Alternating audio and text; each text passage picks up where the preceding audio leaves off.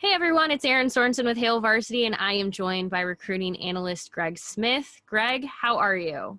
Hello, I'm very well. We are ready and excited to start a new month.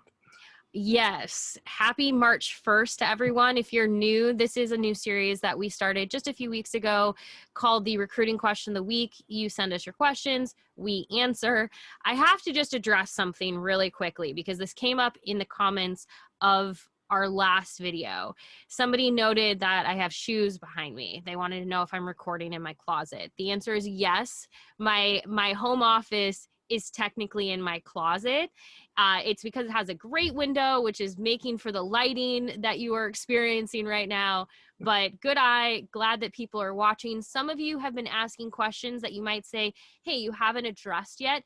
Don't worry. I am letting Greg know when we get questions, and some things you might see a week or two down the road. So don't fret. And you might even see it come up in other places on the website. So if you're wondering, hey, I haven't seen my question answered yet, thank you for watching. Keep asking those questions. I promise you are not forgotten. With all Right. of that said, Greg, are you ready for this week's question? I am ready. All right. This comes from Matt Seiler. I believe it's Seiler on Twitter. He said, a little late to the party here, but do you have any idea how many players the staff can recruit for the 2022 class? Is it dependent on how many scholarship players have stuck around? Greg, you're the expert here. I will let you take it away. This is it's become one of my favorite questions every year because it gets asked every year. This year is going to be a little bit different, this year being the 2022 recruiting class, because throughout the history of Scott Frost and his staff being at Nebraska, they get as close to or at, or even I think one of the years above the 25 number, which is essentially the limit every single class. It's kind of what they do. They find a way to do that no matter what, and they really like that, right? The problem is this year it's going to be harder to do that because you still don't have guidance from the NCAA yet on what's going to happen with guys getting an extra year of eligibility for next year. So like this year, the super seniors, as I guess I'm gonna call them right now, like Markel Dismuke and Deontay Williams and those guys, they don't count I against. do like that. I just want to say Okay. super senior. When I was in high school, super senior was like, or no, excuse me, college, not high Yeah. school, but in college was like if you did a fifth year of college. So yes, super senior. Okay. I was a Some are super super senior. seniors. Yeah, that was me. So that's fine. No, we're not going to get into that. So yeah, so those guys don't count for the scholarship number for this year, but we don't know what's going to happen with that next group of guys for next year, right? So part of what a lot of people, myself included, are assuming is that the number that each school can take for the 2022 class will be smaller. That is starting to be backed up by what I'm hearing from different recruits. Part of how you find these things out is by what recruits are telling me in the different interviews when I talk to those guys, and a lot of them are saying that teams are saying to them that their class is going to be smaller this year. So all that being said, I expect Nebraska's class right now, I would say it to be around 20, which is low for Scott Frost and his staff, but fairly normal for how it goes in college football. But it would be the lowest that they've taken since he's been here. But that's with an asterisk that it is March 1st, as we said on the top of this, and things change rapidly in recruiting because we've had that happen here under Frost where we thought they were taking less, they still end up taking 25. So right now, I would say the number is about 20. Well, I was going to say one thing, obviously a lot changed just about from March last year. So just about 1 year to now.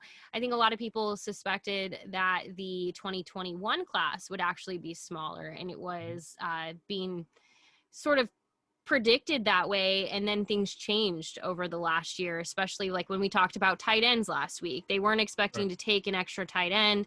They had the room and the availability to do so. That makes your class a little bit larger when you are going to go down that path. The thing is people, if you're switching to the 2022 class on hailvarsity.com, your eyes are getting wide because there's nobody listed there. But as Greg said, it is March 1st, so things can change very, very quickly. Are you expecting, Greg, what are you thinking for spring, not knowing when official visits might return? As far as commits go, and this has come up a couple of times. I think that right now is not the time to be nervous if you see that zero in the commit column. I think that this is the time of year, even in a normal, typical year, where things slow down for Nebraska recruiting as far as commitments go. Things normally pick up again for them as they get through spring practice and then get to the spring game and then into the summer official visits. If Nebraska gets through the spring football season and then gets through the spring game and they still have zero and then official visits open back up, maybe say in June, and or just visits open up in June and they're still kind of struggling, that then I think we'll have a little bit different conversation. But right now, this is actually just slightly behind the pace that they normally are, because usually there's a kid or two that's committed way early. Think of Teddy Prohaska or Logan Smothers, Henry Lutovsky. Those guys were all in their respective classes way early. They just are missing that guy right now, but they're not far off of what they typically have at this point. And if you're somebody wondering about spring football and the spring game, it's so yeah. If in normal years, not that anything really feels normal anymore, but they would be starting spring practice around now because, or even within the last week, because the spring game typically falls within the second or third week of April. It's about, you have to factor in that week of spring break. This year, they're going to be starting a little bit later. So if you haven't put it on your calendar yet, May 1st is that target date for the spring game. Obviously, that's not super delayed, but a little bit pushed back from what's normal in previous years. But that also means they'll get a solid chunk of time. I believe it's like 5 consecutive weeks that they can have. They'll have that. So they have plenty of time. Things are just going to probably feel a little bit delayed in 2021 for that 2022 class, because a lot of players, Greg, like you have talked about, are going to be waiting to see what they can do with official visits. So it might feel weird, but I think a lot of uncertainty, but that is not a bad thing.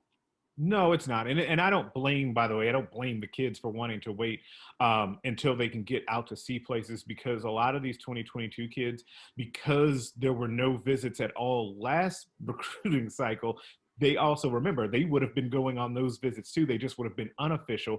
They couldn't do that. And so there are a lot of those kids who haven't seen any of the schools that have offered them. So I totally understand where they're coming from too.